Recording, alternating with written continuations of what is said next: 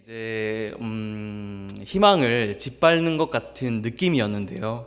저는 사실 저희 담임 선생님께서 그렇게 말씀하시는 것에 전혀 기죽지 않았습니다. 왜냐하면 저에게는 생각보다 근자감이 가득했기 때문입니다. 예. 선생님이 생각할 때는 얘는 죽었다 깨도 원하는 대학교는 못 갈 거야 라고 생각을 하였지만, 제 안에는 난 될 것 같은데, 무조건 될 것 같은데 라는 사람들이 생각하기에 근자감, 근거 없는 자신감이 넘쳤습니다.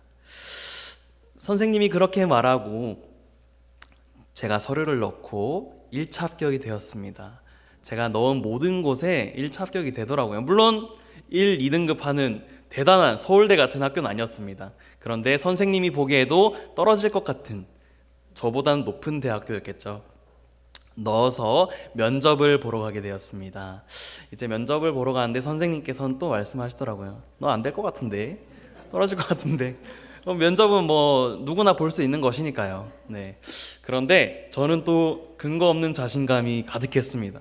면접 뭐 별거 있겠나, 가서 뭐 면접관님들과 이야기하면 되는 거 아닌가? 라는 생각을 하였는데, 제 학교에 갔습니다. 가서 이제 제 다음 이제 차례가 있는 면접실 들어가는 입구에 앉아 있었습니다. 근데 손발이 막 떨리는 겁니다. 이제 이거 어떻게 해야 되나? 내가 무슨 말을 해야 될까? 내가 준비했던 질문과 답안이 다 나올까? 라는 생각과 함께 저의 온몸이 떨리기 시작했습니다. 몸도 추워지고 손도 차가워지고 많은 생각들이 들었는데, 선생님이 넌 안 된다고 했던 그 사실이 정말 진심일까? 내가 진짜 갈 수 없는 것일까? 라는 생각을 하였습니다. 그런데 그때 기도가 생각이 나더라고요. 하나님, 저 진짜 여기 합격하고 싶어요. 저 하나님의 뜻이라면 이곳에 합격하게 해주시고, 하나님의 뜻이라면 제가 면접을 보는 가운데 떨지 않게 해주세요. 제가 면접관님들에게 잘 보일 수 있도록 도와주세요 라고 기도를 하였습니다. 그런데 놀라운 사실은 바로 제가 그 기도를 딱 하고 나서 몸이 차분해지면서 이제 제 다음 차례가 되었을 때 문을 열고 들어가는데 제 입가에 웃음이 가득했습니다. 안녕하세요. 네. 참, 네. 어떠신가요? 참 자신감이 넘쳐 보이나요? 안녕하세요 라고 하면서 들어갔습니다. 면접관님들은 저를 보면서, 교수님들이었겠죠. 저를 보면서 참 인상이 좋으시네요. 아우, 참 웃는 얼굴이 마음에 듭니다 라고 시작을 하셨습니다. 그 말을 들은 저는 더 자신감이 넘쳤습니다. 아, 내가 되겠구나 라는 생각에 저의 이제 들어오는 질문에 대한 답변을 너무 잘했던 것 같아요. 그렇게 대학교 3개의 면접을 다 보았습니다. 그렇게 시간이 지나고 나니까 대학 면접 결과 날이 났습니다. 최종 합격자 발표 날이 되었는데, 제가 합격자 발표를 보면서 3개의 학교를 다 보니까 합격이었을까요? 불합격이었을까요? 네, 저의 근거 없는 자신감이 근거 있는 자신감으로 바뀌었습니다. 모두 다 합격했더라고요. 그러면서 선생님께 갔습니다. 선생님, 뭐 합격 별거 없던데요? 선생님 다 떨어진다면서요? 저 다 붙었습니다 라고 선생님께 이야기했던 경험이 있습니다. 여러분, 저의 자신감은 근거가 없던 것일까요? 있던 것일까요? 저는 생각합니다. 저의 근거는 하나님께로부터 나온 것이라고 생각합니다. 저는 그 전에 기도를 하지 않았다면 그 면접 떨어졌을 것 같아요. 기죽은 표정으로, 무서운 표정으로 어떻게 해야 할까라는, 저의 얼굴에 긴장이 가득해서 얼굴이 떨리고, 마치 지금처럼 막 떨려가지고 아무것도 못할 것 같은데, 기도를 하고 나아갔을 때 저의 입술에서, 저의 모습에서 그 근거가, 자신감이 드러났던 것 같습니다. 오늘 본문에서 다윗은 그런 대단한 근자감을 보였던 사람이었습니다. 여러분, 골리앗과 다윗 이야기 너무 잘 아시죠? 골리앗은 키가 거의 3m 가까이 되었던 사람입니다. 제가 키가 조금 있는데요, 저보다 좀 더 큰 골리앗이었던 것 같아요. 그런데 그 골리앗이 이스라엘 군대에게 말합니다. 너희 나한테 다 와봐. 내가 너희 다 이길 수 있어. 너희 군대 아무것도 아니잖아. 너희 군대 한 명 한 명씩 와봐. 너희 덤벼도 나 절대 못 이길걸. 나 이기면 너희 우리한테 이긴 거야 라고 하면서 이스라엘 백성들을, 이스라엘 군인들을 도발하기 시작했습니다. 여러분, 가서 살아온 사람이 있을까요? 3m 넘는 사람한테 우리가 가서 살아남을 사람이 있을까요? 몸집도 되게 크고 근육도 가득하고 되게 유명한 장군이었는데 말입니다. 아무도 나서지 못했습니다. 그때 군인도 아니었던 양치기 소년이었던 다윗은 그 골리앗이 말하는 것을 듣고 참을 수가 없었습니다. 왜냐하면 골리앗이 욕하는 그 군대는 하나님께서 다스리시는 이스라엘의 군대였기 때문입니다. 하나님의 군대였던 이스라엘 군대를 욕하는 것은 하나님을 욕하는 거다라고 생각을 하였습니다. 그래서 다윗은 만군의 여호와의 이름으로 나아간다고 하면서 다윗과 한판 싸우게 됩니다. 그런데 한판 싸운 걸까요? 물맷돌을 돌려서 던졌더니 이겨버렸습니다. 그리고 상대 적군들은 다 도망가게 됩니다. 네. 사람들은, 거기 있던 군인들은 다윗을 보고 뭐라고 생각했을까요? 야, 쟤 가서 또 죽겠다. 골리앗한테 왜 가냐? 3m 넘는 저 군인한테 가서 죽으려고 가는 건가? 뭘 믿고 가는 거지? 무슨 자신감이지? 라고 생각하지 않았을까요? 제가 가서 이겨오겠다, 이런 생각을 한 사람이 있었을까요? 그렇지 않습니다. 그런데 다윗에게는 확신이 있었습니다. 만군의 여호와, 모든 군대의 주인 되시는 여호와께서 우리에게 승리를 주실 것이라는 그런 믿음이 있었습니다. 그 확신을 가지고 골리앗에게 나아갔습니다. 그랬더니 결과가 어떻게 되었을까요? 지는 것이 아니고 이겼습니다. 승리하게 되었습니다. 남들이 볼 때는 너무나도 근거가 없던 그 자신감이었지만 하나님을 믿는 자에게는, 하나님을 아는 자에게는 그 모든 것들이 근거가 됩니다. 왜? 나에게 하나님께서 계시기 때문에. 하나님께서 나의 힘이 되어시고 나의 지혜가 되어시고 나의 생각이 되어시기 때문에 무서울 것이 하나도 없었습니다. 오늘 본문에서는 그런 다윗이 썼던 시에 대해서 이야기합니다. 그런데 오늘 본문은 너무나도 특별하게 전에 시편에 있던 내용들을 두 가지를 섞어서 하나로 만든 시입니다. 오늘 본문 1절에서 5절 말씀 함께 읽어보도록 하겠습니다. 하나님이여 내 마음을 정하였사오니 내가 노래하며 나의 마음을 다하여 찬양하리로다. 비파야 수구마 깰지어다. 내가 새벽을 깨우리로다. 여호와여 내가 만민 중에서 주께 감사하고 문나라 중에서 주를 찬양하오리니 주의 인자하심이 하늘보다 높으시며 주의 진실은 궁창에까지 이르나이다. 하나님이여 주는 하늘 위에 높이 들리시며 온 땅에서 높임 받으시기를 원하나이다. 아멘. 다윗은 고백합니다. 내 마음을 정했는데 하나님을 찬양하기로. 내 마음을 정하는데 하나님을 찬양한다고 고백합니다. 그런데 웃긴 점은 다윗은 하나님을 항상 찬양하던 자였습니다. 비파와 수금으로 다양한 악기들로 하나님을 높이던, 매 순간 찬양하던 자였습니다. 그런데 오늘 왜 특별하게 정말 제 마음을 다해서 하나님께 고백합니다. 하나님께 다짐합니다. 하나님께 제 마음을 정하겠습니다 하고 이야기를 하는 걸까요? 오늘 2절에서 또 말합니다. 비파야 수금아 깰지어다. 내가 새벽을 깨우리로다.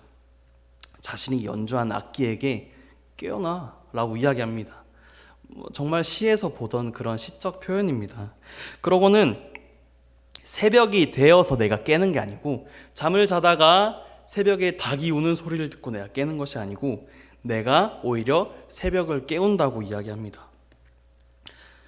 생각을 해보면 참 이상한 것들이 많습니다. 항상 찬양을 하던 자가 하나님께 저 이제 진짜 찬양할 거예요. 그리고 악기에 대고 너희들 깨어 있어.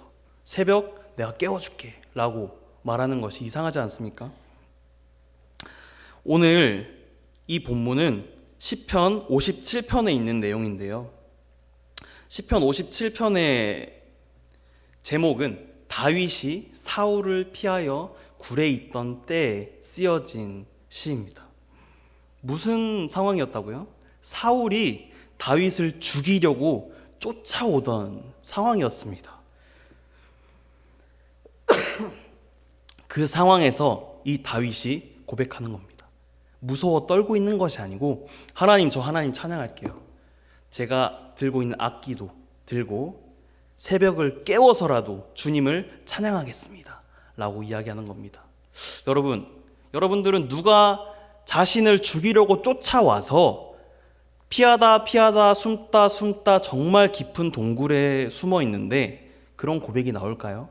저였으면 덜덜 떨면서 나 이제 곧 죽겠구나, 그냥 어떻게 해야 되지? 내 삶을 내가 먼저 포기해야 하나? 어차피 걸릴 건데 라는 생각을 했을 것 같아요. 그런데 이 다윗은 담대하게 하나님을 믿고 하나님께 이야기합니다. 하나님, 제 마음을 정했어요. 지금 무서워하는 것이 아니라 하나님을 찬양하겠습니다. 제 마음을 다해서 하나님을 찬양하겠습니다 라고 이야기하는 것입니다. 이 시를 쓸 때, 과거를 회상할 때도 정말 무서웠을 것 같아요. 내 옛 추억, 옛날에 죽을 뻔한 트라우마, 그때 내가 동굴에 안 숨고 길바닥을 걸어 다녔으면 어떻게 되었을까? 내가 1분 뒤에 살 수 있었을까?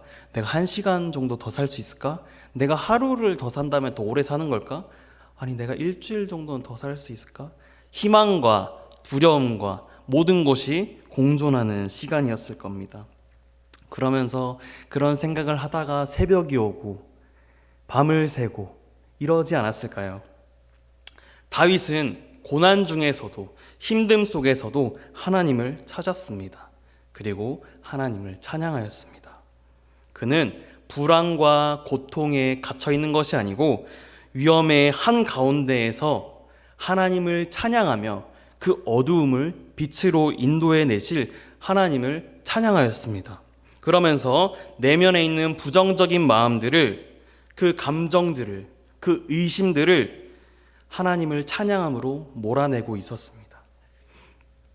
모든 나라 가운데에서, 모든 백성들 가운데에서 주님께 감사하며 주님을 찬양한다고 고백합니다. 그 이유에 대해서 4절에 이야기하는데요. 주의 인자하심이 하늘보다 높으시며 주의 진실은 궁창에까지 이르기 때문이라고 그는 이야기합니다. 그가 받은 사랑이 하늘보다 더 높고 하나님께서 사랑하신 그 마음이 내 생각보다 더 크기 때문에, 나를 위해서 어떻게 해주실지 알기 때문에 그는 하나님을 찬양한다고 고백하는 것입니다. 여러분들은 죽음 앞에서, 이런 두려움 앞에서 주님을 찬양할 수 있습니까? 저였더라면 정말 아까 말했듯이 포기할 것 같아요. 네. 마치 베드로가 예수님이 죽고 나서 군인들이 찾아와서 예수님 알아? 라고 했을 때 아니요, 저 진짜 몰라요 라고 했던 것처럼 정말 단호하지 않았을까요? 아니요, 저 진짜 몰라요. 저 몰라요. 저도 그랬을 것 같아요. 제 목숨이 걸렸다면, 저에게 위험이 있다면. 여러분들도 다윗처럼 고난 속에서도 힘듦이 있을지라도 하나님을 의지하고 하나님을 믿고 주님을 찬양하며 주님을 예배하는 우리 성도님들이 되었으면 좋겠습니다.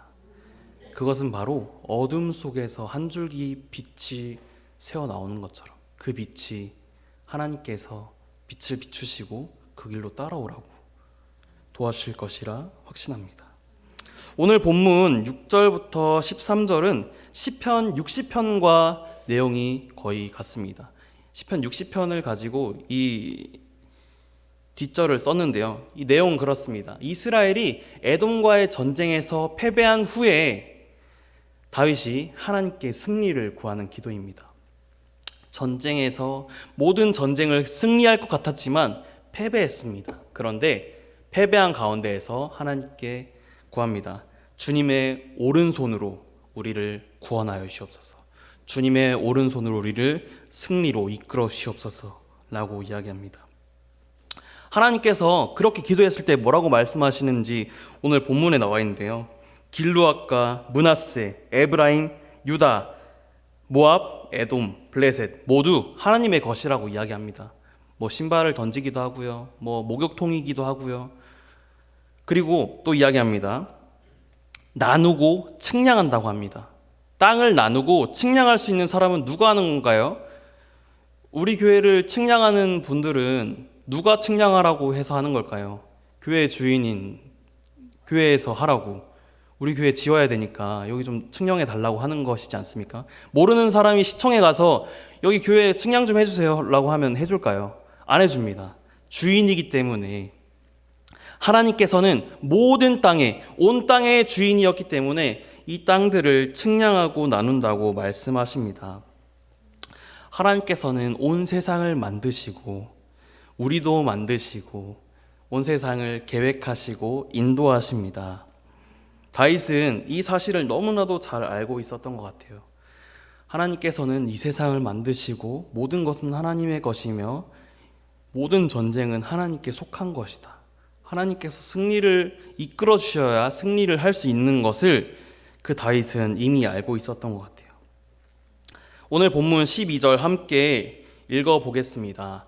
우리를 도와 대적을 치게 하소서. 사람의 구원은 헛됨이니이다. 여러분, 사람의 힘으로는 못할 것들이 너무나도 많습니다. 전쟁을 이기게 하는 것이 사람이었다면 쪽수가 많은 쪽이 다 이겼을 것입니다. 사람이 많으면 다 이길 것이 아닙니까? 사람이 힘이 있다면, 전략이 가득하다면 모든 전쟁에서 이길 것이지만 다윗은 알고 있습니다. 사람의 머리로는, 사람의 힘으로는 우리가 구원에 이를 수 없고 전쟁에서 이길 수 없음을. 그래서 고백합니다. 사람의 힘으로는 구원에도 승리에도 이를 수 없으니 하나님께서 일하여 달라고, 하나님의 오른손으로 우리를 도와달라고 말하는 것입니다. 우리의 부모님도 우리에게 도움을 주실 수는 있습니다. 그런데 한계가 있습니다. 그런데 하나님께서는 한계가 있으실까요? 아니요, 없습니다. 하나님께서는 모든 것을 아시고 모든 것을 행하실 수 있습니다. 하나님께서 하시면 불가능을 가능케 하십니다. 마치 작았던 다윗이 골리앗을 이겼던 것처럼 전쟁에서 패배했지만 하나님께서 그 전쟁을 이길 것을 약속해 주셨던 것처럼 하나님께서는 불가능한 것이 없습니다. 여러분, 다윗은 언제나 주님만을 바라보는 자였습니다. 어려움이 닥쳤을 때 가장 먼저 찾은 것은 하나님이었습니다. 하나님께 먼저 기도하고 하나님을 찬양하던 자였습니다. 주님을 찬양하다가 바지가 내려간 일화를 우린 너무 잘 알고 있지 않습니까? 여기 계신 분들 중에 찬양하다가 바지 내려가는데 바지 안 잡고 계실 분 계십니까? 저는 바지가 내려갈 것 같으면 잡고 일어설 것 같아요. 네. 왜냐하면 부끄러우니까요. 그런데 이 다윗은 그런 부끄러움도 없습니다. 하나님 앞에서는 나를 모두 내려놓고 온전히 하나님만을 찬양했기 때문입니다. 근데 물론 그도 실수하고 넘어졌던 때도 있습니다. 그런데 이 다윗은 넘어져서 자책하고 힘들어하는 것이 아니고 그때 하나님께 회개하고 하나님께 기도하고 나아갔습니다. 나의 모든 죄를 내려놓고 온전히 주님께 맡겼습니다. 오늘 본문은 안 좋은 시를, 안 좋았던 경험들 두 가지를 붙여서 하나의 찬송시로 만들었습니다. 여러분, 부정에 부정을 더하면 뭐가 되는지 아시나요? 아닌데 그거 아니야. 이거 아닌데 그게 아닌 것 같은데? 라는 말이 무엇일까요? 그거 아니라는데 그건 아니야. 이게 뭐냐면 아닌 게 아니라는 겁니다. 네, 부정의 부정은 긍정이 됩니다. 네, 다윗은 너무나도 어렵고 힘들었던 시절들을 떠올리면서 시를 썼는데 그것들이 지나고 보니까 그것이 찬송이 되었습니다. 다윗은 언제 닥칠지 몰랐던 그 현실들을, 그 위험에 대했던 두려움들을 긍정으로 바꾸어 보려고 하는 것 같습니다. 매일매일 주님께 찬양하며 예배하며 말입니다. 우리가 살아가는 이 세상에도 별의별 힘든 일들과 어려움들과 고난과 역경, 좋은 일들, 안 좋은 일들 너무나도 많습니다. 그런데 우린 내일 아니 1분 뒤, 1초 뒤 어떤 일이 일어날지 아무도 예측하지 못합니다. 당장 조금 있다 전쟁이 날 수도 있고요. 좀 이따 갑자기 픽 하고 사라질 수도 있습니다. 뭐 사람 일은 모르는 거니까요. 그런데 하나님께서는 우리의 1분 1초도 다 계획하시고 이미 알고 계십니다. 그런 하나님께서 다윗에게 승리를 약속하신 것처럼, 골리앗을 이기게 해주신 것처럼 우리에게도 그런 승리를 허락하실 것을 믿습니다. 남들이 볼 때는 근거 없는 자신감처럼 보일 수 있지만, 남들이 볼 때는 왜 쟤는 컵바람이 불어가지고 이상한 생각만 하나, 말도 안 되는 그런 기대를 품고 사나 라고 생각할 수 있지만, 우리는 달라야 합니다. 왜? 우리 안에 하나님께서 마음 가운데 성령님을 통하여서 우리에게 역사하시기 때문입니다. 다윗은 모든 것을 다 가진 자였어요. 왕이었고 힘도 있고 부도 있고. 그런데 하나님께 항상 겸손했습니다. 하나님 앞에서 항상 자신을 내려놓았습니다. 우리도 하나님 앞에서 우리를 내려놓고 겸손하게 주님만을 찬양하는 것이 좋지 않을까요? 우리가 만약 동굴에 숨어있던 다윗의 상황에 놓일지라도, 지금 어려운 상황에 있을지라도, 전쟁에 패배한 상황일지라도 희망을 놓지 않고 전쟁을 이기실, 우리의 삶 가운데 역사하실 하나님께 나아가는, 찬양하는, 예배하는 그런 담대한 믿음을 가졌으면 좋겠습니다. 하나님께서는 아무런 희망이 없던, 죽음밖에 없었던, 죽을 수밖에 없던 우리에게 예수님을 보내주셨습니다. 우린 정말 어둠 가운데 있었지만 하나님께서는 그런 우리를 아끼시고 사랑하셔서 이 땅에 예수님을 보내셨습니다. 우리에게 희망을 주시려는 것이 아니라 확실한 구원을 주시기 위해서 이 땅에 예수님을 보내셨습니다.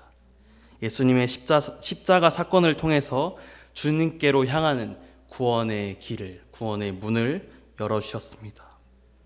그것을 믿고 나아가는 근거 있는 자신감을 가진 우리 성도 여러분 되었으면 좋겠습니다. 마지막으로 본문 13절 읽겠습니다. 우리가 하나님을 의지하고 용감히 행하리니 그는 우리의 대적들을 밟으실 자이심이니이다. 아멘. 우리는 매일매일 하루하루 달라지는 급변하는 시대에 살아갑니다. 19년도에 코로나가 터질 줄 누가 알았겠습니까? 코로나가 터지고 교회가 이렇게 세상 사람들에게 핍박받을지 누가 알았겠습니까? 그때 이후로 교회들은 회복하고 있지만 그때만큼 회복하고 있지는 않습니다. 그때만큼으로 다시 돌아가고 있지는 않습니다. 그 이후로 우리는 세상 속에서 눈치 보고 많은 행사들도 하지 못하고 전도도 하지 못하고 모여서 예배도 하지 못하는 상황이었습니다. 그런데 지금은 어떤가요? 점점 회복되어서 이렇게 모여서 같은 예배당에서 주님을 예배하고 주님을 찬양하고 있지 않습니까? 이 시대에 예수님을 믿는다는 것은, 교회를 간다는 것은 좁은 길을 가는 것과 너무나도 같은 것 같습니다. 세상 사람들은 너무나도 넓은 길을 걸어갑니다. 하고 싶은 거 다 하고, 세상의 많은 유혹들, 마약들, 안 좋은 것들 다 하고 행복하게 산다고 생각합니다.